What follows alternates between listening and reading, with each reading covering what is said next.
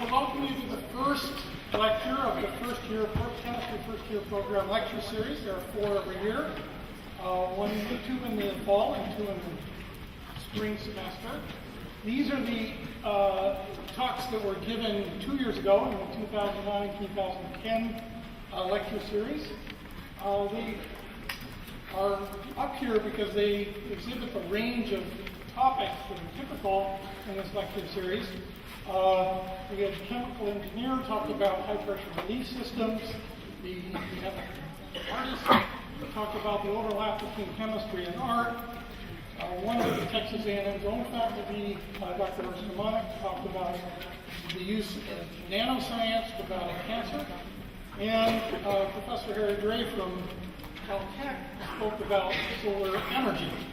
And so this is typical of the range of topics that this series presents.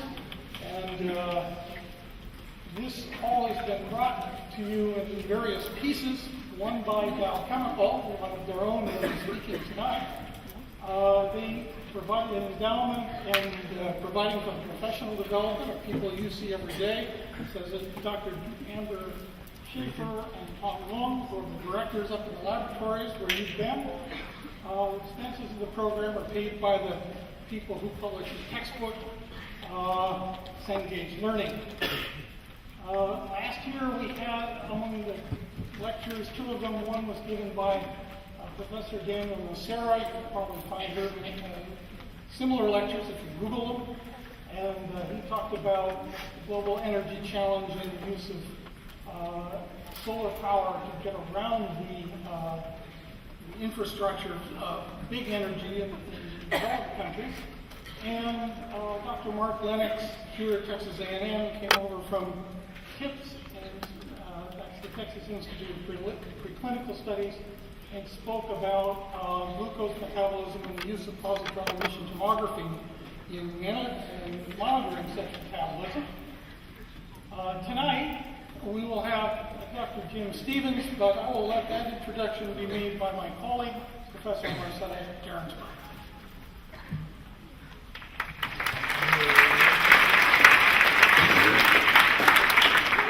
Still no counties, okay, we're saving it.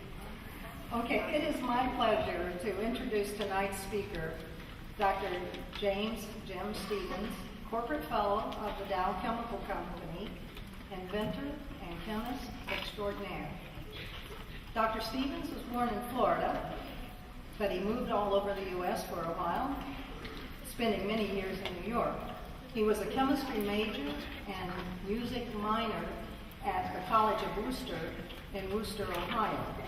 He attended graduate school, first being a teaching assistant, just like those students who teach you, at the Ohio State University.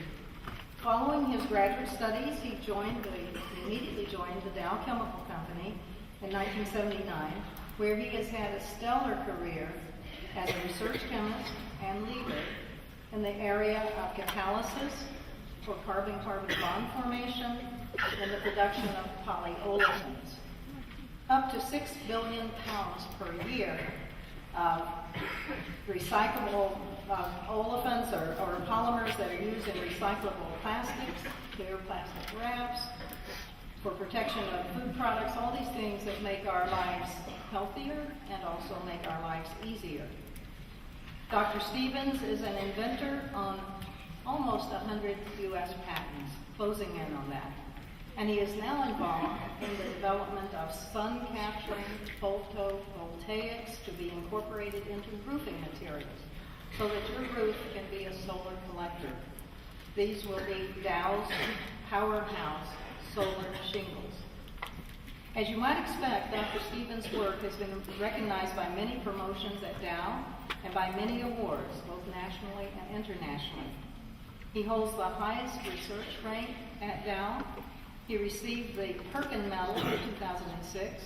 The National Medal of Technology was presented by President George Bush in 2006, and he has several Inventor of the Year awards to his credit. He's also a member of the National Academy of Engineers. So what else could there be for this talented and hardworking scientist? Well, there's one more big honor. On graduation day in May 2011, President Lofton and the Board of Regents awarded Dr. Stevens an honorary doctorate degree from Texas A&M. This high honor is emphasized by the very few times that it has been awarded, and only to world-class scholars. Now, some of you might question, what does this really mean? Is Dr. Stevens a real Aggie? Well, legend has it that an honorary Aggie only becomes a real Aggie after he or she has, well, two things. One, brought rain, and two, after he or she has heard a heartfelt 1,000 howdies. So tonight you, as first-year chemistry students, have opportunity to convert this honorary Aggie into a real Aggie. So raise your voices and welcome Dr. Stevens with a great big howdy. Thank you.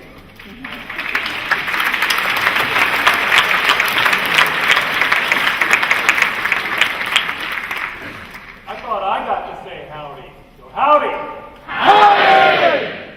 So cool. Hey, I can't believe that I got invited here to talk to basically the entire freshman chemistry class. I was thinking back to the days when I was in freshman chemistry and the thought of going out on an evening to listen to somebody talk about chemistry. I understand that Garrison Keeler was here last week, and that's a tough act to follow. So you're going to be listening to some geeky scientists tonight. I know that only some number of you are chemistry majors and others are other science majors. Maybe you're going to end up as going into medicine or completely different fields. I hope if I can convince at least one of you that chemistry needs you, science needs you in the future, then I'll have considered my lecture a success. So I'm going to talk about stuff. That's kind of a broad topic. Stuff, where it comes from now, where it came from in the past, and hopefully where it might come from in the future. And by stuff, I mean the chemical industry. It turns out chemical industry touches almost everything around us. The fabric in the chairs you're sitting in, the foam cushions, the paint on the walls, the wires carrying the electricity in here, the screen behind us, all this stuff got made in the chemical industry. Let's see, I think I have control. So this is what I'd like to cover this evening. I'm going to talk about the chemical industry today and what it's like and how we make stuff. And it turns out the chemical industry is very closely coupled to the energy business. And so energy, there's this Chinese saying, or at least it's attributed Chinese saying, that you live in interesting times. You've heard that. We're going to be entering some really interesting times, I think, in terms of energy and where it's coming from and where it's going to come from in the future. Because we're using energy at a tremendous rate. And it turns out energy is a big issue for the chemical industry. And I'm going to talk a little bit about alternative and sustainable feedstocks. As you might imagine, today the chemical industry is dependent on petrochemical feedstocks, on petroleum and things like that. And so what about biomass? It turns out I work for Dow Chemical, and we're looking at things like making stuff out of plants. What are the issues with that? And finally, I think in the introduction you mentioned our Dow powerhouse solar shingle. I'm going to talk about some of the opportunities in solar energy. So let's get into this. So I wanted to start out with, when I was invited to talk to a freshman chemistry class, I wanted to bring this point up, that about 150 years ago, this guy, William Henry Perkin, entered freshman chemistry at the age of 15. So I don't know if there's any 15-year-olds in there. I think there's one or two 15-year-olds in the class. And he had his own, he studied chemistry, and he set up his own lab in his home, in his apartment. And what he was looking at is things to do with a byproduct of the energy industry at the time. It turns out that people were turning coal into coal gas, and that's what was lighting everybody's house. This is before electricity. And people were using this coal gas to light their houses and cook their food and do stuff like that. And a byproduct of this was some gooey, tarry oil and resin that came out. Nobody knew what to do with it. Well, he figured out on his own as an 18-year-old in his home chemical laboratory how to turn that with some very simple chemistry into a beautiful purple dye called maudine. I don't know how well it's coming out. It has this chemical structure here. And the guy became the Bill Gates of his age. I mean, he made $1 bazillion right away. He founded, basically, industrial chemical industry, really the first science-based industry, and he retired at age 36. He could do whatever he wanted. It turns out that Queen Victoria at the time thought the color was beautiful. You know, it was kind of the color of royalty. And she had this gorgeous purple-violet dress made. Everybody wanted to have it, and so the industry took off. So he turned a byproduct of the energy business into money using chemistry at a really, really young age. So pretty impressive achievement for a young man, although certainly doesn't look like a young man. Anyway, so if I was to ask most of you in the audience, you know, where do chemicals and plastics and stuff like that come from? You know, let's see a show of hands. How many think it's oil? You know, does stuff come from oil? Any ideas? Or how about natural gas? What about natural gas? It turns out that it's neither. It's a byproduct of those. We don't actually take oil, you know, crude oil, and turn it into stuff. We take a byproduct of the refining of oil called naphtha, which is basically too crummy to use for gasoline. If you put it in your car, it would knock like crazy. It's a very light fuel that would be a very poor choice for gasoline. So nobody else wants it. It's the cheapest carbon source that comes from petroleum and has no other really good value. Or we take ethane, which is just a tiny fraction of natural gas. Natural gas is methane. When it comes out of the ground, it has a tiny fraction of ethane. It also has propane and butane. They compress those and put those in barbecue tanks and things like that that you can use for your barbecue. But the ethane's not useful for that. So again, we take basically the cheapest byproduct of the energy industry at about a 1 to 6% level and turn that into stuff. And the way we do it is we take these feedstocks, the byproducts of natural gas and the byproducts of the oil business, and turn it into some pretty big volume chemicals. Ethylene that has 2 carbons, we do that at about a 2 billion pound a year basis. Propylene, which has 3 carbons, butene and butadiene and benzene, and turn that into all the stuff that I mentioned before, paint and clothes and shampoo and shirts and computers and everything else. So this all runs through the chemical industry. And so it's all related to a byproduct of energy.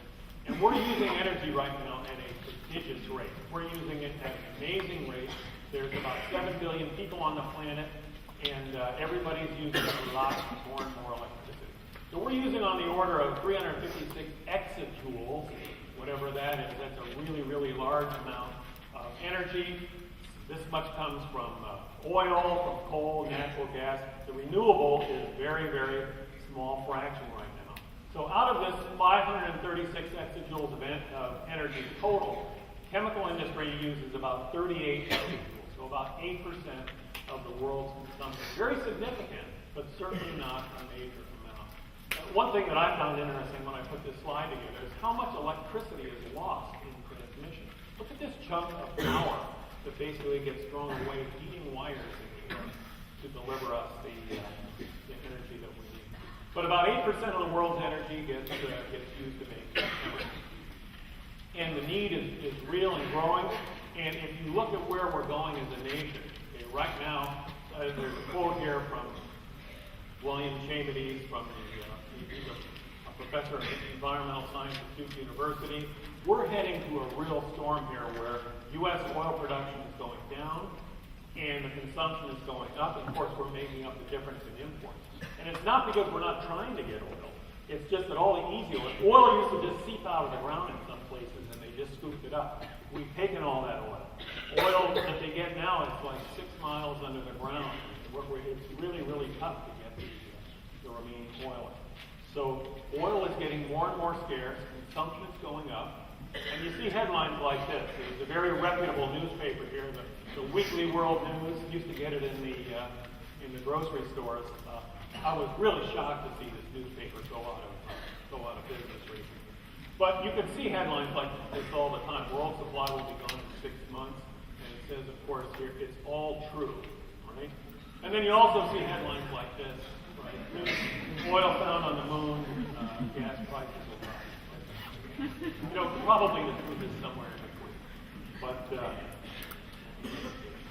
so basically what the chemical industry does, right, is we take energy in the content of these feedstocks that we use, these byproducts of the energy business, and we add more energy when we heat them up, we add electricity, we do stuff like that, and make these prime olefins, this ethylene, propylene, butene, and stuff like this. These are the key raw materials that almost everything else is made out of.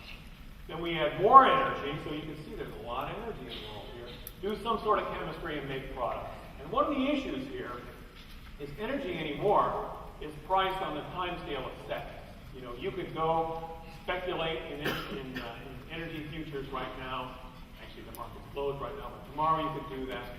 And it changes on an almost second-by-second basis. The pricing that we get for our products, for like plastic products or plastic pellets, is on a contract basis. So we would contract with somebody who's going to buy our materials, say, at a price that's fixed for a couple of months. When it's time to build a chemical plant to do these kind of things, it takes years. And so we invest hundreds of millions of dollars to build these things, and the price can change in a few seconds. So energy volatility is a really, really big issue for us. So looking at the energy kind of oxidation state, I don't know if you've gotten to the oxidation state yet in your chemistry classes, but it's a degree of how many electrons have been added to or removed from the chemical. We start with things that have a low oxidation state. They have a tremendous amount of energy in them, and then turn them into ethylene and turn them into all these other basic products that have about the same kind of energy. Biomass tends to be here around an oxidation state of 0, and there's very few products that we make that have that kind of an oxidation state. So you can see we use these kind of things because they're full of energy, and it's actually easy in an oxygen atmosphere to push things this way. Okay, so we take these high energy products and push them downhill a little bit. That's pretty easy to do. To take something like CO2, which is at the very bottom of this energy well, it's like the most stable carbon molecule there is, and push it all the way up here would take a tremendous energy input. So that's going to be an issue. We already use a lot of energy to make these things. We're starting with high energy things right now that we're using up at a tremendous rate, and do the easy stuff of pushing them downhill. And sometime in the future, we're going to be talking about taking this kind of a molecule and pushing it way uphill. So we're going to need even more energy to be able to do that in the future. And the chemical industry right now has evolved to be extremely efficient at what it does. It turns out that most of the energy that we take in the terms of the feedstocks that we use ends up being contained in the chemical bonds of the product. You know, we don't use up the energy, and if we leave, most of it goes out the door in the chemical bonds of our product. And that's exactly what we want to do. We want to sell more of the stuff and use less of it to get it there, right? And take the example, I've worked in the polyethylene business for most of my career. It's an extremely efficient business. We use about 26% of the energy in ethane to turn ethane into ethylene. And it only takes 4% more to turn that into polyethylene. The rest leaves our plant contained in the bonds of polyethylene. So there's a tremendous amount of energy left in these materials. And that's the way we like to do it, because that way more of the energy ends up in the product. So ethylene, I've mentioned several times. It's been around since the late 1700s, 1800s. One of the beauties of Google anymore is you could look anything up and find all these old textbooks on Google. And I found this original ethylene preparation from 1795 by the reaction of alcohol, that's ethyl alcohol, the same kind that you would drink in vodka, with oil of vitriol, which is a really nasty acid. It's this super concentrated sulfuric acid. And if you mix them together, it forms bubbles of ethylene, which you can collect. And that's the term where olefin comes from. It was an olefin gas, which I looked up, and it turns out olefin means smelly and oily. So that's where the term comes from. It's done a little bit differently. Down in Freeport, Texas, which is about an hour south of Houston, where I work, we have these gigantic chemical complexes. And these ethylene plants, I don't know if you can see, that's a car in the distance right there, and there's a 288 freeway back there. And this is an absolutely gigantic place. We crack over 5 million pounds of ethane down there every hour, 24/7, 365 days a year. So we run about 14 of these crackers worldwide. It costs about $15 billion to put these things together. And the key products of this, so we put in ethane, we get ethylene, propylene, butadiene, benzene, toluene. Tremendous amount of money to do this. And as I mentioned, the energy volatility has been a real issue for us, looking over the last decade alone. You know, the price used to be on the order of $10 to $20 a barrel of oil. It's been up as high as almost $150. Natural gas has gone up and down, and that just drives the chemical producers nuts. We've been very, very efficient at improving our energy efficiency over the years. Starting out in 1990, we've increased the efficiency down to where we're approaching what's called the thermodynamic limit, where all of the energy is leaving in our product, and very little of it is left to be saved. We're going to be leveling out here pretty soon. There'll be very little more to save. We use about 1 million barrels of oil equivalent per day to generate the products that we sell. We make and use as much electricity as the country of Australia. So this is a very, very energy-intense industry. And right now, there's huge price differentials for these feedstocks all around the world. This is data from 2006. You can see in the U.S. in 2006, natural gas cost $7 per million BTUs, where in Saudi Arabia it was 75 cents. Right? And the price varies all over the world. So this extra cost, the cost differential between 75 cents in Saudi Arabia and $7 in the USA, costs the U.S. chemical industry $100 billion extra dollars per year versus chemical industry in Saudi Arabia. So a tremendous disadvantage. That's changed recently. You may have heard of this Marcellus shale gas or shale gas. It's a big issue all over the place. Natural gas in the U.S. is getting cheaper again. We're seeing more and more industry. We're actually going to build another chemical plant in the U.S. Gulf Coast. But until that happened, all of the industry was being built elsewhere. And there is natural gas in the United States besides the shale gas that's not being used. There's a lot of untapped reserves. We've decided, for whatever reason, the Pacific coast, the eastern Gulf of Mexico along the Florida border, and the Atlantic coast, that are off limits right now. Now, maybe that's a good idea.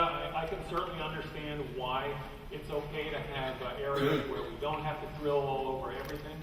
But honestly, the U.S. is at a competitive disadvantage right now relative to some of these other countries when it comes to these petroleum feedstocks. So currently, there's plans to build 80 more large-scale chemical plants all around the globe in the next decade.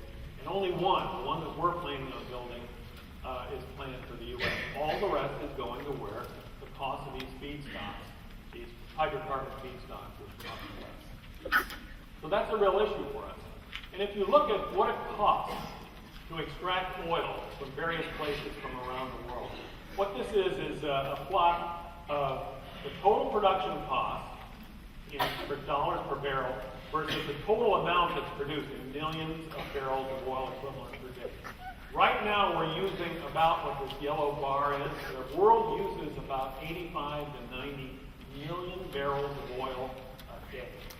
And this is the production cost. So OPEC in the Middle East, oil practically bubbles out of the ground there. It costs between about $6 and about $20 a barrel to produce it.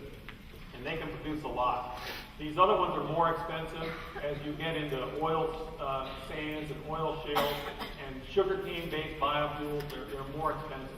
So you can see why the oil price is in this range right now, about say $90 to $120 a barrel. It's because that's the rate that we're using it, and that's what it costs to produce the last bit that somebody wants. You know, if I got to buy oil to drive my car to work, to get to work, I've got to buy it. And if it costs this much to produce it, that's what the cost of it. It's not going to be this cost down here. Right? It's always the cost of the last bit produced that sets the price of the commodity. So that brings up the issue, okay, well, oil and these other feedstocks, we're using them up at a tremendous rate. I've heard a lot about biofuels and bioethanol and things like that. What are the issues with using biofuels and biosources and renewable biomass as a potential feedstock for both the chemical industry as well as the energy business, because the two are so highly related? So it turns out that there's different opinions. I mean, recently in 2007, Congress passed for a law for a dramatic increase in renewable fuels, where at almost the identical time, the United Nations called for a 5-year moratorium. So obviously a difference of opinion on whether we should be using biomass. And it's not a new idea. Okay, ethanol has been around as a long time. I understand that the original Model T could have been fueled by bioethanol from the 20s and 30s. You could see signs like this, dry corn alcohol, right? And this Professor Harold Hibbert, who produced the Hibbert curve, you may have heard of, and predicted when oil would peak in the United States, said in the 20s, because the average citizen understands what this means. From 10 to 20 years, this country will be dependent entirely on outside sources for energy fuels. And he was very prophetic of that. And of course, President George Bush, who I got that honor to meet for the National Medal of Technology, at that time was, this was a big thing. They were pushing ethanol. Ethanol is good for our communities. It's great for economic development. It's good for the merchants. It's good for the environment. It's good for the whole country. It sounds great, right? And then there's other opinions. It's not just hype. It's dangerous, delusional bullshit from Rolling Stone magazine. Biofuels are a false bargain, and the clean energy mix. So let's look at some of the issues. Again, the truth probably lies somewhere between oil on the moon and running out of oil. So there are serious consequences, though, of using food to make fuel and to make stuff out of. There's, of course, being down here on the Gulf Coast, you know that the Mississippi River, the mouth of that, is basically a gigantic dead zone caused by all the fertilizer that washes into the Gulf. And there's a tremendous amount of aquifer depletion as they're sucking water out of all of these growing areas in order to grow more and more corn. And we're seeing soil erosion in some of these areas. So that doesn't sound very sustainable. But there are some places in the world where making stuff from ethanol, from biomass, makes sense. We actually have built a 700 million pound a year ethylene plant in Brazil. And the idea here is sugarcane grows like crazy in Brazil. It's a tropical place. There's plenty of rain. So CO2 from the air gets used by a plant to form sugar that's squeezed and fermented to give ethanol. And then the ethanol, it turns out, is very easy to turn into ethylene. You can pull water that's called a dehydration reaction. There's very simple catalysts that do this at very high yield. And then from ethylene, we can turn ethylene into ethylene. Industrial chemists know how to do that. So basically, we're pulling CO2 out of the air with sunlight for energy and turning that into recyclable plastic. And this makes sense in Brazil because polyethylene is very expensive in Brazil, hydrocarbons are very expensive in Brazil, and there's a tremendous amount of land. Now, they're not using jungle land for this. We're using an old cattle ranch to do this. But look at this. This is something that really strikes me. 450 square miles of in order to make, okay, 700 million pounds may sound like a lot, but we make over 200 billion pounds of ethylene a year. So this is just a tiny, tiny fraction of the total amount of ethylene we use, and it uses 450 square miles of paint. It takes over 30 minutes to drive from one end of this plantation to the other, and that's just to make a relatively modest-sized plant's worth of ethylene. So if we look at the land that we could use for this, and I made this slide for when I talked to a group in California, this is how much land it would take. San Mateo County would be the equivalent of our Dow Brazil plant. You'd have to cover it completely with sugar cane.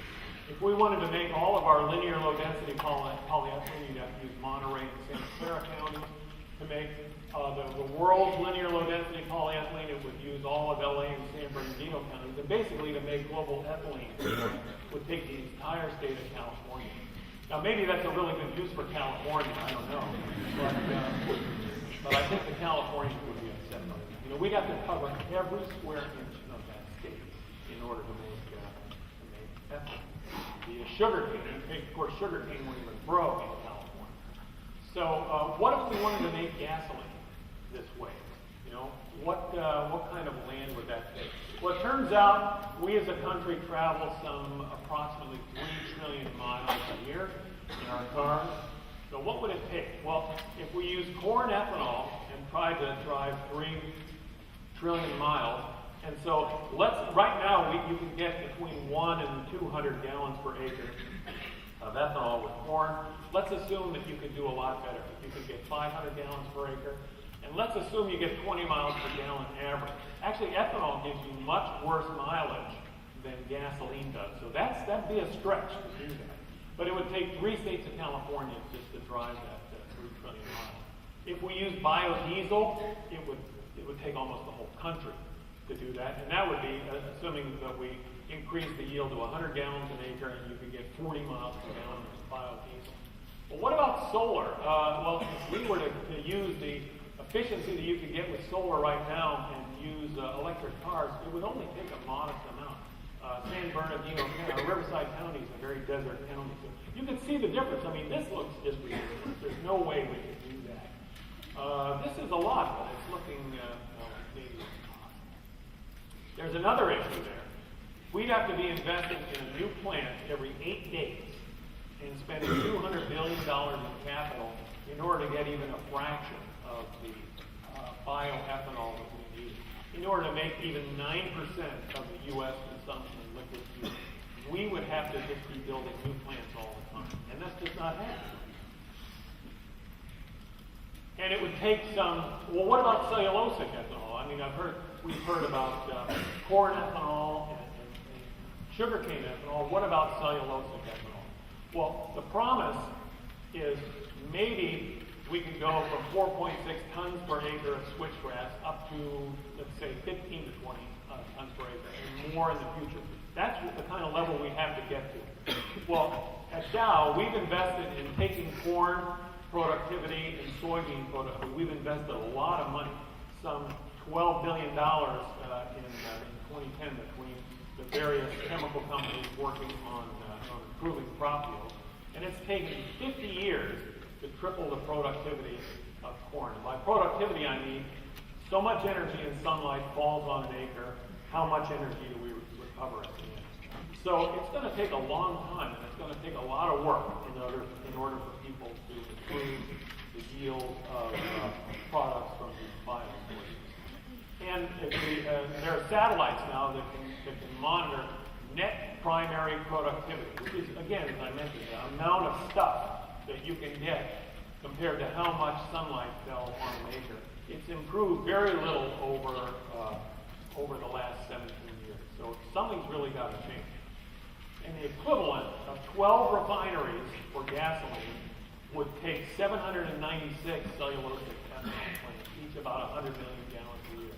And you can see the difference. This would be about $344 billion, nearly a third of $1 trillion to build those cellulosic ethanol plants.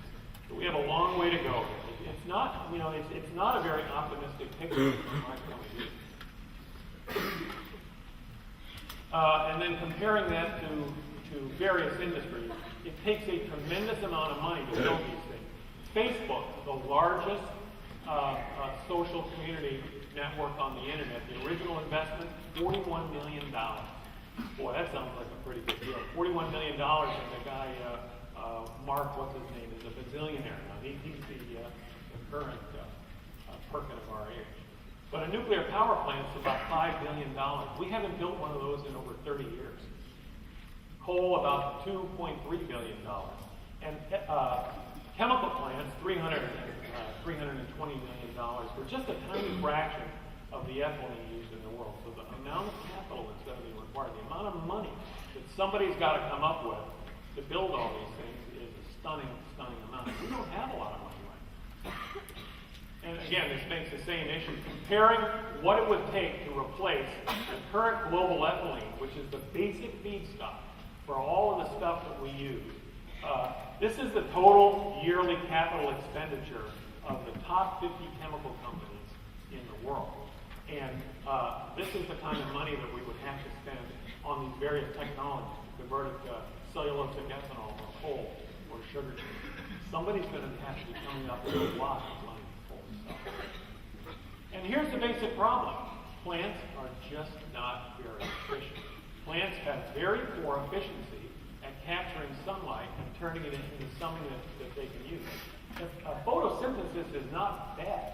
I mean, it captures a significant fraction of the total spectrum from the sun, is shown here. Only about 43% of that's in the visible light, and plants do a pretty decent job of capturing that. But they use it to live. They don't use it to make stuff for us, right? They use it to live.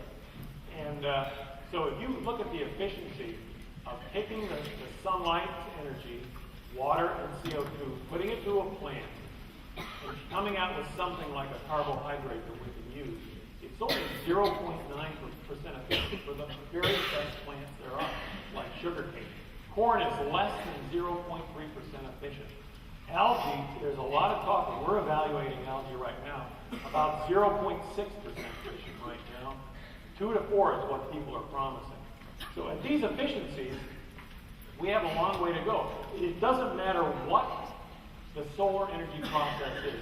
Any solar energy process, whether it's a black box, whether it's solar energy with mirrors and heating water and turning it to steam, anyone requires a tremendous amount of area. And it turns out that if the efficiency is 1%, it'll take almost 1 million square miles of solar collector in order to provide the average energy use of each of us, each U.S. citizen. We all use energy at the rate of about 10,000 watts. So every second you're using 10,000 watts of energy. And sunlight only falls at 4.8 thousand watts, kilowatt hours per square meter of area. So it's a very simple calculation of efficiency versus the amount of area you need. Energy crops that are less than the 1% efficient, it would take 5 or 6 million square miles of the United States in order to capture the energy that we need.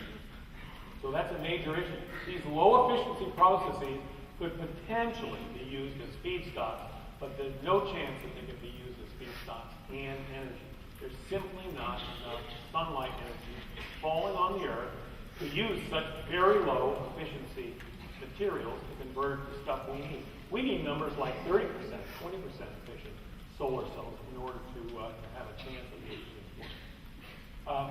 I mentioned microalgae. We're actually evaluating this in our plant down in Freeport because the DOE gave us some money to look at that. We're operating a pilot plant, algae-based integrated biorefinery.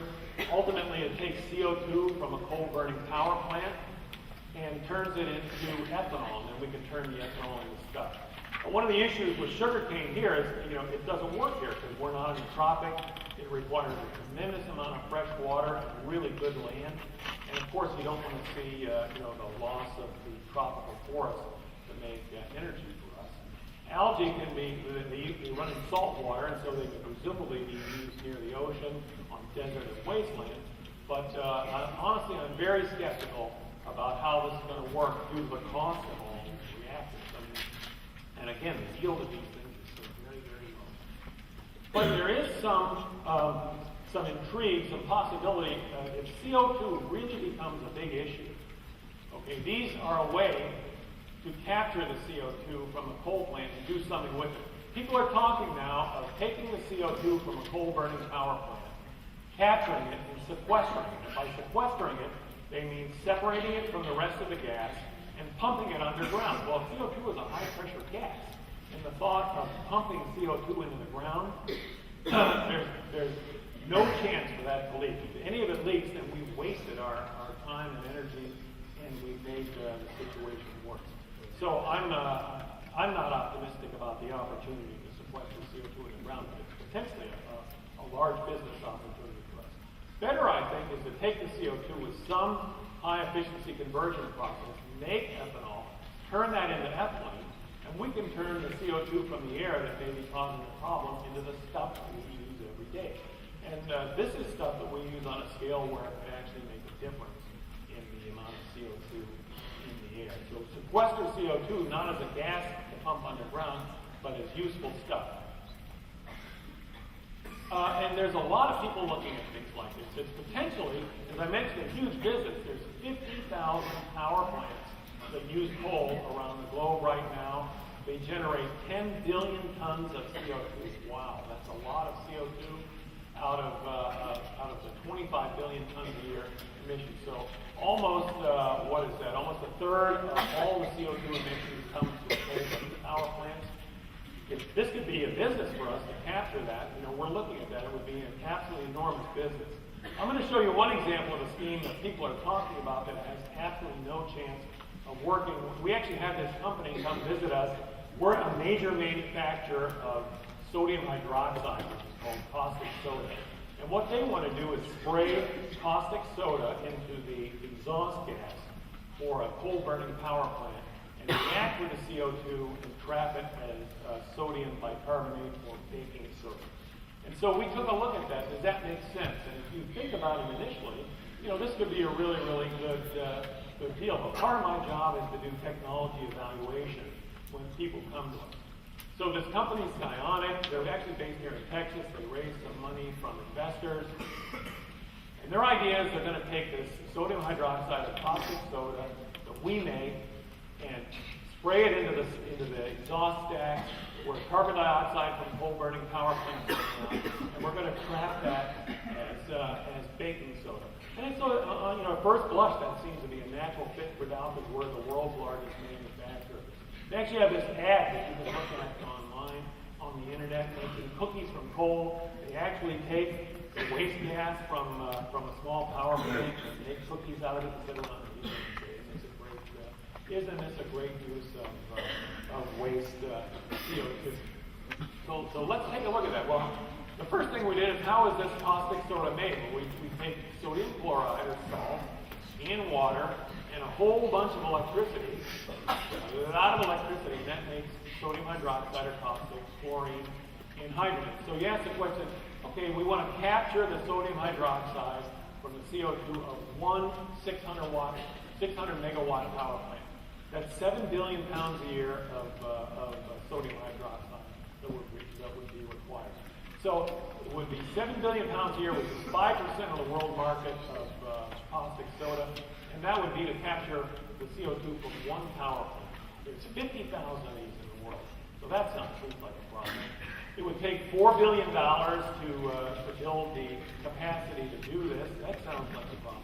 But this is the biggest one right here. It takes 1,000 megawatts of electricity to trap the CO2 from a plant that makes 600 megawatts of power. So this is a net CO2 generator, right? If you really wanted to do this, you have to make more electricity than you use in order to trap the CO2. Of course, you wonder what in the world would you do with all the chlorine. I guess we'd all be swimming in chlorine. But the biggest issue is how many cookies should you make from the sodium bicarbonate from the one power plant?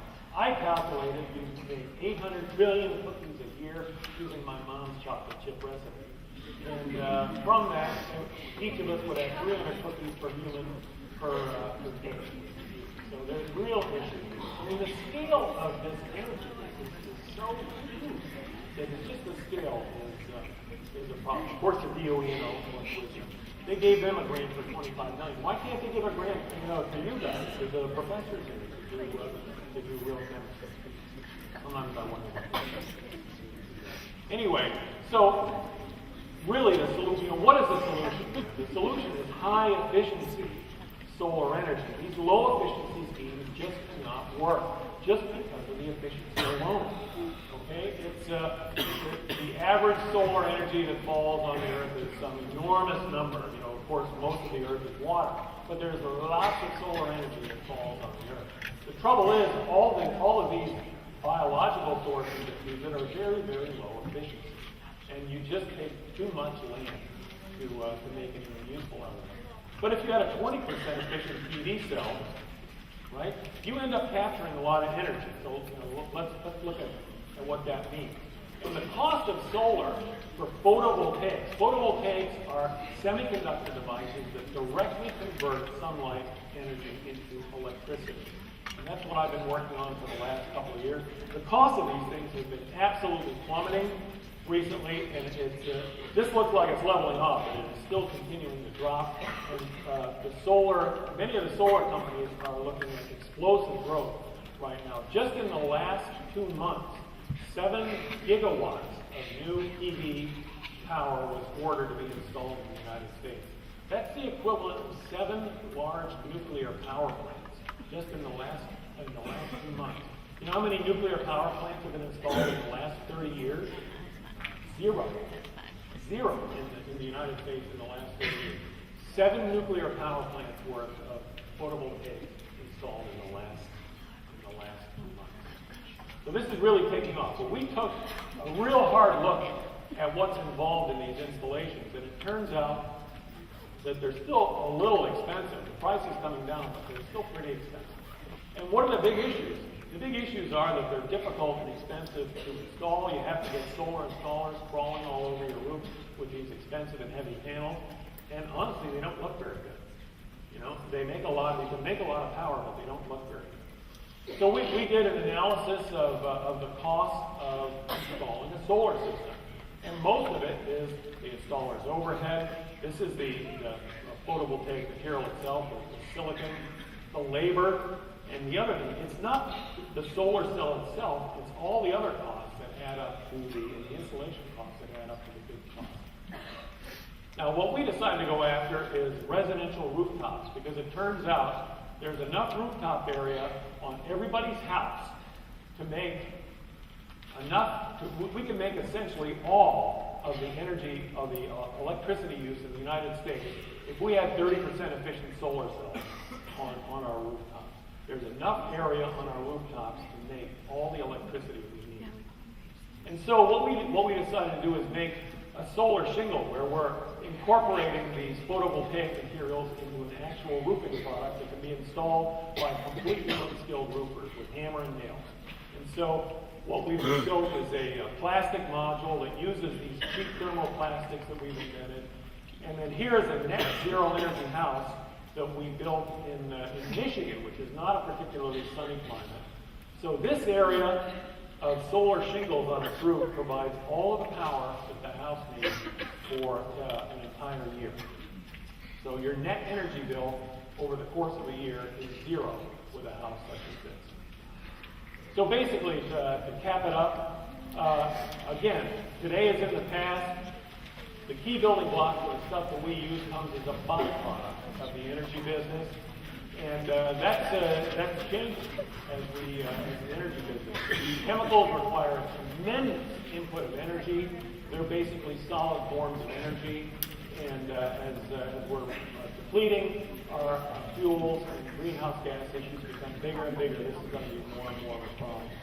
The efficiency of solar energy conversion using biomass is far too low to use any reasonable amount of land to be viable the way it is right now. We're going to need you guys figuring out how to either increase the efficiency of biosources by an order of magnitude, by 10 times, or come up with these very efficient other ways to convert sunlight into the energy that we need.